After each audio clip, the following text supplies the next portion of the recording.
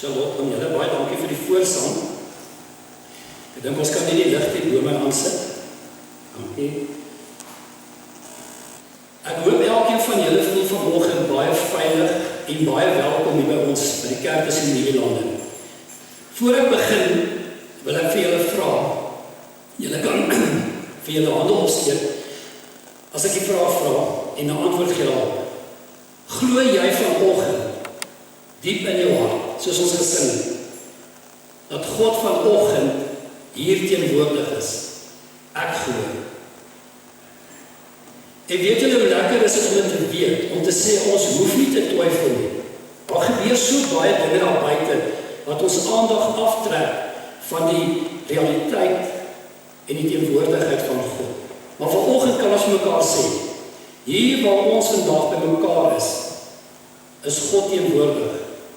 En my gebed is dat julle vanoggend sal veilig voel in die teenwoordigheid van God. Nou Charlotte het gesê, toe sy nou vir my welkom sê, dat vanoggend iets gebeur wat seker nog by baie min kerke gebeur het, en almal van julle is baie nuuskierig daaroor. Toe julle julle vingerafdrukke op 'n inkpad moes sit en dit in ons kanselbybel moes neerdruk. Ek weet nie of van enige vrae is oor hoekom julle dit moes doen nie, maar julle gaan 'n antwoord kry hier aan die einde van ons preek. Want elkeen van ons, soos ons hier sit, met hierdie vingerafdruk, is baie spesiaal voor God. En ons is elkeen baie uniek. Julle het ook gesien, wat is ons tema van vanoggend? Nou, hoe werk mense aan 'n preek waaroor iets gaan gesels oor artificial intelligence, kunsmatige intelligensie? Ek weet nie hoeveel van julle is vanoggend hier om te kom hoor, maar is daar 'n antwoord, 'n regte antwoord oor hoe hanteer ons kunsmatige intelligensie en die invloed daarop op ons geloof? So ons skriflesing gaan lees uit Psalm 139 en dan gaan ons lees van vers 1 tot 16, maar voor ons begin, gaan ek begin met 'n lied. Nou, wanneer ons na hierdie lied luister, dis nie baie bekende lied, terwyl ek besig was om hierdie boodskap uit te werk, toe speel hierdie lied op my YouTube 'n liedere waarna ek geluister het. En ek dink daar was 'n rede. Want as jy hierdie lied vat en jy vergelyk dit vanoggend met die boodskap wat ek gaan lees, dan is hierdie twee saam verweef.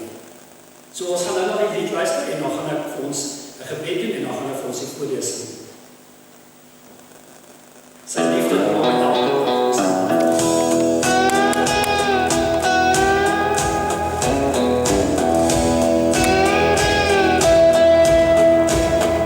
Ek wil volg in God se spore, elke tree waar hy my lei. Wanneer ek val of struikel, vat God my hand en tel my op. God is my skuiling, my plek waar ek kan rus. Ek hoef nooit te twyfel, niks kan my van God skei. Sy liefde dra my elke dag en hou my veilig vas. Ek vind my krag in God, Hy is my ewige lewe. God is my lig, my hoop, my rede. Elke seisoen, elke tree, Sy liefde hou my staande, ek is leeg sonder my Heer. God woon in my, sy hande vorm my. Wat vandag donker lyk, is helder saam met God.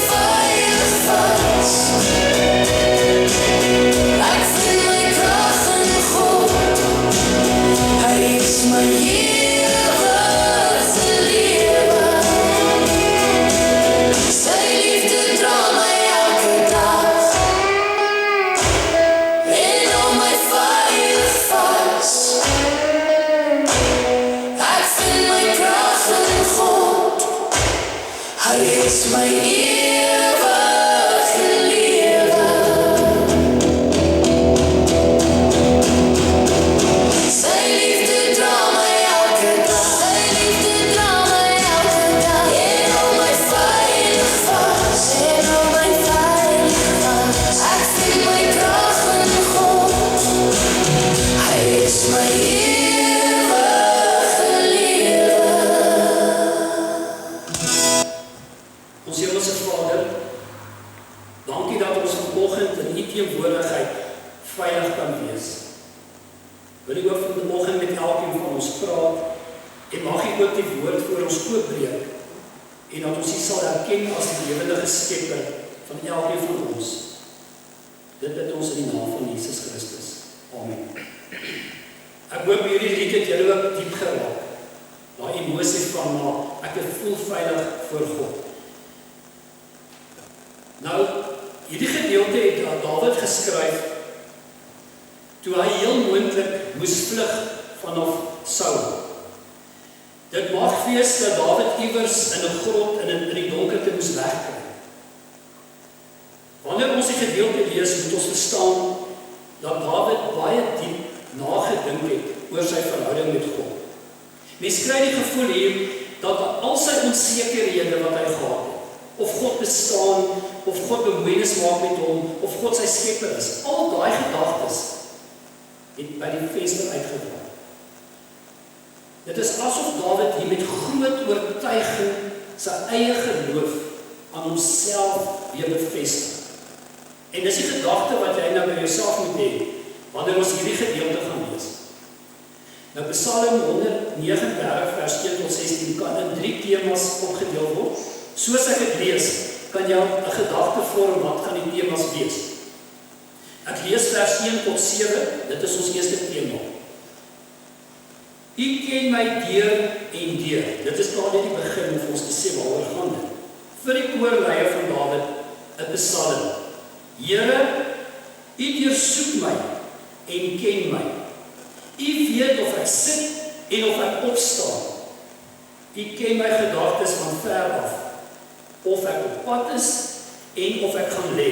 Elke oomblik weet U waar ek is. Selfs voordat ek praat, Here, weet U al presies wat ek gaan sê. U sluit my in van voor en van agter. U hand van seën is op my. Die kennis laat my in verwondering. Dit is vir my te hoog om te begryp. Kry jy die gevoel waarmee Dawid die besig? Om hierdie alomteenwoordigheid van God te erken en te besef en te beleef. En dan van vers 7, hier begin ons volgende tema. Waarheen sou ek kon gaan om die gees te ontwyk? Of waarheen sou ek kon uitwyk om U teenwoordigheid te ontvlug? Gaan ek op na die hemel toe, is U daar? Gaan lê ek in die doderyk, dan is U ook daar. Vlieg ek met die daarraad na die ooste, of gaan woon ek iewers in die verre weste, selfs daar sal U hand my lei, en U regterhand my ondersteun. Sou ek sê, mag die duisternis my oorweldig, en die lig nag word rondom my, dan is die nag vir U nie donker nie, maar is so helder soos die dag, want duisternis is voor U lig. En dan vers 13 tot en 16. U self het my die diepste wese gemaak, my in die moederskoot gevorm. Ek loof U omdat U my 'n besondere wonder gemaak het. U werke is wonderbaar. Ek weet dit al te goed. Luister na vers 15 en besef wat dit beteken vir elkeen van ons. My bene was vir U sigbaar toe ek stilletjies gevorm is in die diepste van my moederskoot. Ek gaan hom herhaal, want dit beteken iets baie spesifiek vir elkeen van ons. My bene was vir U sigbaar toe ek stilletjies gevorm is in die dieptes van die moederskoot. Vers 16. U het my gesien voor ek gebore is. In U boek is alles opgeteken. Elke dag is bepaal, voordat een van hulle daar was. Nou, hoe is dit moontlik om so oor God te dink, as jy dalk op 'n donker plek is, as jy dalk besig was om te vlug vir jou lewe.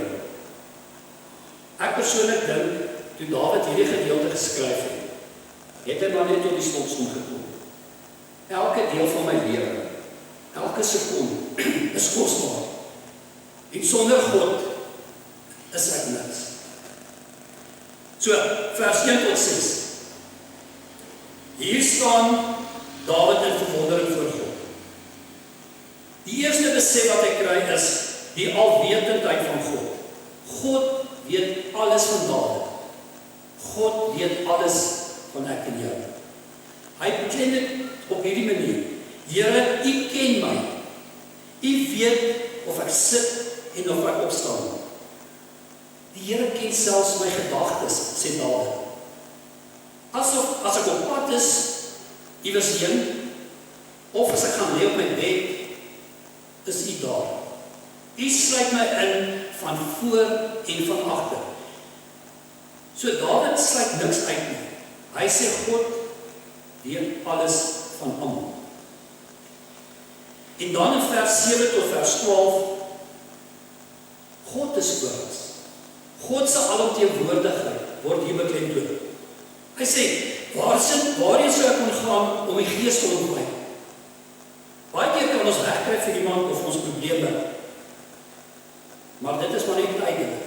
Nou ek dink amper terug aan toe Adam en Eva besef het dat hulle naak is en hulle voor God wegkry. Maar God het klaar geweet waar hulle was. Hy het maar gemaak asof hy nie weet toe hy vir Haas het. Selfs Dawid besef dit. Hy sê ek kan maar wegkry. Ek kan na die ooste toe gaan. Ek kan vlug van God af. Maar God is daar. Of waarheen sou ek kon uitwyk om die teenwoordigheid te ontvlug? Gaan ek na die hemel, dan God, dan is hy daar. Gaan ek in die doderyk, dan is hy ook daar. Dawid se ervaring is, God is oor ons. Voor God is donker lig. Hoe mooi stel hy dit? En dan vers 13 tot 16, ek wil nie of julle dit al gelees het, of gehoor het. Hoe besonder is elkeen van ons? En nou gaan julle begin 'n gedagte kry, maar hoekom het ek my vinger afdruk, my duim afdruk in die Bybel gesit? God is die skepper van die hemel en aarde. Maar God is die skepper van elkeen van ons vanoggend. Elkeen van ons wat na die boodskap gaan luister. U het my in die moederskoot gevorm, nog voor jy gemaak is. My bene was vir die sigbaar, toe ek stilletjies gevorm is, in die diepte van die moederskoot. Nou hierdie stilletjies gevorm, dink jy dit kan amper iets wees soos hierdie, van die begin van die 9 maande, stilletjies ontwikkel, 'n wonderwerk. U het my gesien, nog voor ek gebore is. God sien jou nog in jou moederskoot. In die boek is alles opgeteken. Elke dag is bepaal voordat een van hulle daar was. En wat ons ook moet onthou, die wêreld waarin ons vandag leef, en die wêreld waarin Dawid geleef, is twee verskillende wêrelde. Ek het probeer 'n bietjie oplees, hulle sê Dawid het hierdie gedeelte geskryf of Psalm so 1000 jaar voor Christus. So die realiteit is, ons praat van oor die 3000 jaar terug, wat hierdie gedeelte geskryf is. Is hierdie gedeelte dan nog relevant? Kan ons met al ons tegnologie en wetenskap nie eintlik maar 'n klomp goed al begin verklaar waarvan Dawid nie geweet het? En baie keer hou ons onsself besig daarmee. Ons probeer antwoorde soek oor alles, wetenskaplik. Ons leef vandag in 'n wêreld wat klink soos 'n wetenskapsveld. Nou, ons het so vinnig daaroor gepraat. Ons die algemene staat bekend as AI, net. Wie het nog nie van AI gehoor nie? Dis die laaste paar jaar is dit 'n groot ding in ons gemeenskap. Almal praat daaroor. Kunsmatige intelligensie. As ek nou myself sou vat, ek wil amper so 'n eksperiment doen, ek gaan dit nou nie doen nie. En ek gaan op een of ander, kom ons sê, ek vra vir ChatGPT, skryf vir my 'n gedig oor 'n perd. Binne sekondes, julle kan dit vanmiddag gaan doen, dan is daar 'n gedig oor 'n perd, en dan is dit gewoonlik 'n goeie gedig. As ek dieselfde opdrag sou gee en sê, Ek soek 'n voorblad vir 'n boek wat ek skryf. Op die voorblad soek ek 'n son en ek soek 'n berg en 'n persoon wat onder 'n boom sit. Nie lank daarna nie, dan kry jy presies so 'n prentjie. Wie van julle het al so gedoen? Ja. Nou dit is amper soos om te skep. Ek onthou dat ek op skool was dat die juffrou ons probeer verduidelik wat beteken skep en dan sê sy, jy vat 'n stukkie lig en uit daai lig uit, met ander woorde maak jy iets wat onmoontlik is. Maar vandag voel dit so asof ons kan begin daai rol vervul. Ek kan vra dat daar 'n gedig geskryf word, ek kan vra dat daar 'n foto geskep word. Jy kan selfs vra dat 'n foto van jou verander word. Vanoggend, dit is nou bietjie nou kom in die kies, het ons nou so van die personeel foto's geneem en almal kan sien ek het ons nou nie hare nie.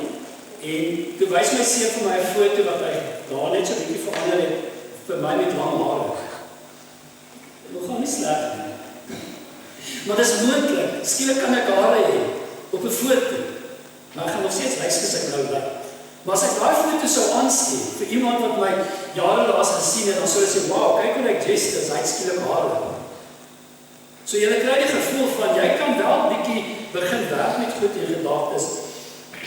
En deesdae ook met die AI musiek. Julle weet, ek skryf gedigte en iemand verras my met een van my gedigte om te sit in musiek. Ek het nie eens geweet dat dit so gedoen kan word nie. En ek luister na dit. Dit klink soos iemand anders se musiek of iemand anders se woorde. Maar dit is moontlik om my woorde te vat en dit om te sit in musiek wat geluister kan word. Wat vroeër jare nie beskikbaar was nie. As mens vroeër jare met iemand sou wil kommunikeer, dan skryf jy 'n brief en dan eerstens hoop jy die brief kom by die persoon uit. Hoe lank sou dit gevat het vir 'n brief van hier na die Kaap? Sê maar 20 jaar terug, 'n week. En dan moet daai persoon vir jou terugskryf en dan is dit nog 'n week. As daar 'n noodgeval was, dan was daar telegramme. Wie onthou nog die telegramme wat ou kon skryf? Vandag kan jy met enige persoon, jy kan dit nou doen. Jy kan nou met 'n familielid gaan praat wat in Nieu-Seeland en hulle kan mekaar sien. So tegnologie het verander. Maar maak dit ons half bekommerd. Die vraag is, moet ons bang wees? Want dit gaan nie weggaan nie. Ons gaan nie vandag sê, maar kom ons sit onsself weer weg en ons begin van voor af. Dit gaan net groter word. In sekere lande, en dit gaan seker in ons land ook binnekort kom, kan jy op 'n app kan jy sê, ek wil 'n voertuig bestel, die voertuig is self aangedrewe, en hy kom stop hier voor jou huis, daar's nie iemand wat bestuur nie, jy klim in, en hy vat jou waar jy wil wees. Iets wat onmoontlik was, is moontlik. En dan die ander vraag wat jy sou kon vra is, waar was God in al hierdie algoritmes in al hierdie data, in al hierdie tegnologie wat om ons gedeel? Die mens het kunsmatige intelligensie geskep met sy eie logika. Nou ek het 'n bietjie gaan lees, daar was al hierdie gedagte van kunsmatige intelligensie was al in die jare 1950, was dit op die tafel. Dis maar die laaste paar jaar, 5 jaar wat dit so meer intensief gedoen word. Maar in Psalm 139 vers 13 tot 16, ons praat nou hier oor skep, lees ons hoe God die mens geskaap het. As mens ook na Genesis gaan kyk. Hier lees ons hoe Dawid God se skepping ervaar. Kunsmatige intelligensie is geskep na die beeld van menslike data. Alles wat in stelsels ingevoer word verwerk en dit word dan gebruik. Dit kan bereken word, maar die een ding wat dit wel nie het, dit het nie gevoel of begeerte nie. Jy kan vir AI vra, skryf my gedig oor 'n tyd, wat ons bietjie gedoen het.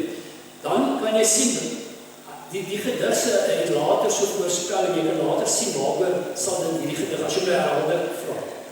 Dit is asof hy maar binne in hierdie algoritmes werk. Hy gaan nie buitekant en gaan soek emosie en menslike interaksie nie. Die mens is geskep na God se beeld. Ons het 'n siel, 'n gewete, die vermoë om lief te hê iets wat AI nie. Kunsmatige intelligensie kan inligting gee en ons wêreld so bietjie makliker of gemakliker maak. Kunsmatige intelligensie gee inligting, die Heilige Gees gee wysheid. Waar dink julle die wysheid vandaan gekom, waarmee Dawid Psalm 139 geskryf het? Baie diepsinnig het hy gedink oor sy verhouding met God. God wat alles omvattend is. God wat alles geskaap het. En God wat alomteenwoordig is. Die vraag nou is, wat doen ons met al hierdie veranderings en die tegnologie wat 'n invloed het op ons daaglikse lewe? As ons in Romeine 12 vers 2 lees, en dis 'n baie bekende gedeelte en ek het al oor dit gesels, dan sê Paulus vir ons die volgende, dit is asof hy vir ons hierso 'n bietjie raad kan gee. Moenie julle leefstyl aanpas by die gedragspatrone van hierdie wêreld nie, maar wat God julle omvorm deurdat hy julle denkpatrone vernuwe. Dan sal julle goed kan onderskei wat hy wil hê dat julle moet doen, naamlik dit wat werklik goed, aanvaarbaar en volmaak is. Dit laat ons met die vraag, hoe moet ons dink oor die geweldige aanpassings en die geweldige aanslag wat daar op ons mens is? In 'n mate voel dit vir my asof ons uniekheid en ons identiteit verlore gaan. Want almal van ons kan dieselfde doen.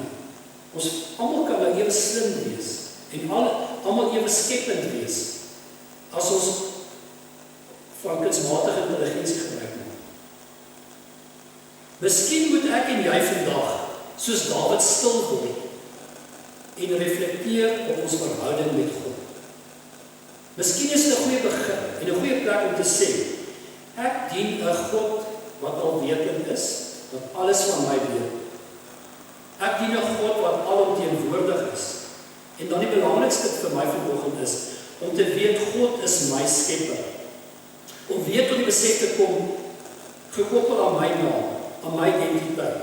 God het my gevorm in my moederskoot, my ma se moederskoot. God het jou en my gesien, nog voor ons gebore is. God het my naam in sy boek opgeteken. Maar hier is die vraag. Hoe weet ek en jy dat dit vandag 3000 jaar later nog waar is? Het julle al in die afgelope tyd ook begin wonder oor jou eie identiteit, oor jou eie uniekheid? En vanoggend wil ek die volgende aan julle gerusstelling gee. Elke persoon van ons wat vanoggend hier is uniek vir God, soos Dawid sê. So toe ek voorberei vir hierdie boodskap, het ek gedink, ek was lank in die polisie, ek het baie misdaadtonele gedoen, waar ons gebruik gemaak het van vingerafdrukke op 'n toneel, of van bloedspatsels, DNA.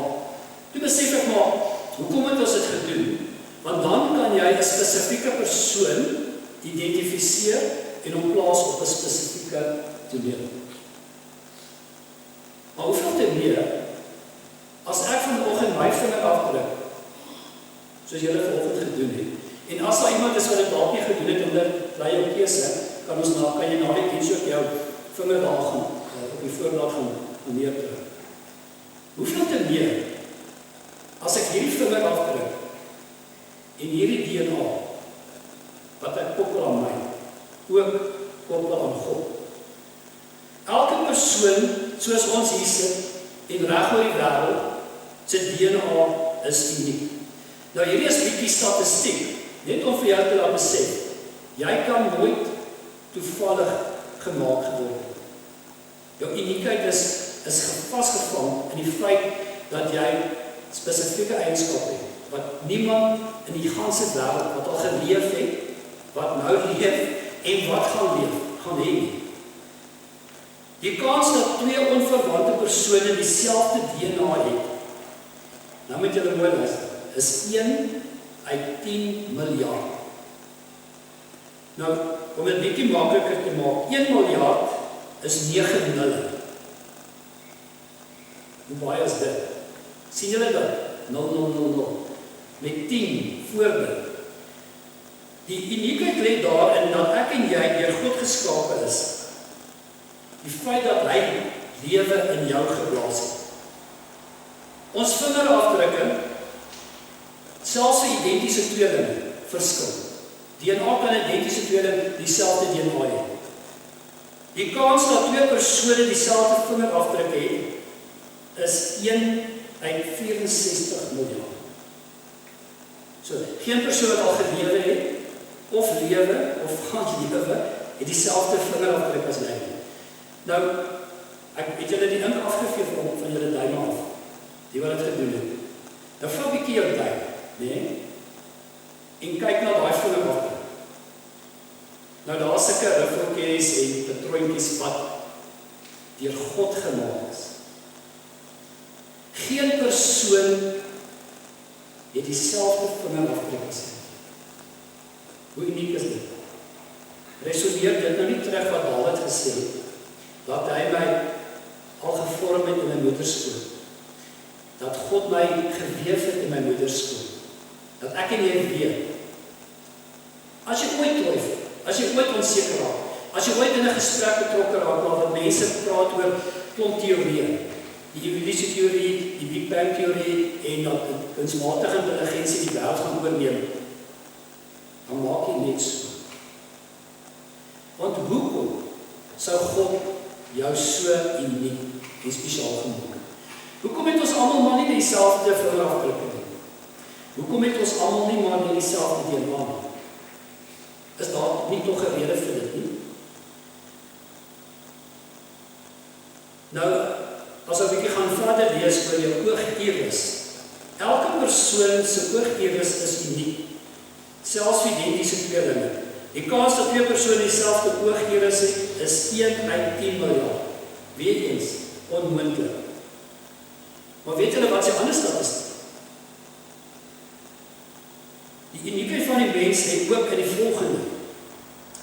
Die kans dat, as ons praat van 1 man en 1 vrou se sperm en eiersel, is daar die moontlikheid van 70 biljoen verskillende kombinasies uit 1 man en 1 vrou. 70 biljoen verskillende kombinasies. En nou wat? Daar sit jy en jy. Daar kon 'n kans van 70 biljoen gewees het dat jy anders lyk, of dat 'n ander persoon daar gesit het wat anders lyk as jy. Hoe uniek is dit? Want so lief het God elkeen van ons. Hy het ons geskape met ons eie unieke ontwerp. En later kan ons daaroor gesels. Ons uniekheid lê nie net daarin hoe ons lyk nie. Dit lê nie net in ons vingerafdruk nie. Dit lê nie net in ons DNA nie. Die uniekheid lê ook daarin dat ek en jy vandag in 'n verhouding met God kan staan. Psalm 8 vers 5. Dan kry jy 'n ander betekenis ook oor dit. U het die mens, ek vat nou maar net saam wat daar staan van vers 5 tot 8. U het die mens bietjie minder as die engele gemaak. Besef julle dit? Hoe belangrik God ons ag, toe hy ons gevorm het in ons moederskoot. U het die mens net 'n bietjie minder as die engele gemaak. So, ek gaan nou begin saamvat, want dit is nogal baie oor na te dink, om te besef, het ek al so na myself gekyk. Partykeer wanneer ek in berading doen, dan begin ek altyd by iets soos, wie is die belangrikste persoon in jou lewe?